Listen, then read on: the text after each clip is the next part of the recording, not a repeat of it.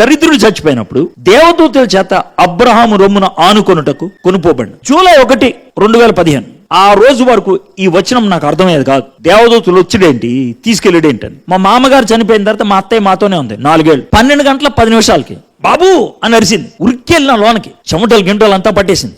వెంటనే door open చేసి fan on చేసిన. నా జోబులో ఫోన్ ఉంది, తీసి నా మిత్రుడు ఇక్కడ మలక్పేట టీవీ స్టూడియో దగ్గర ఉంటాడు మోజెస్ గారు, ఆయనకు ఫోన్ చేసిన.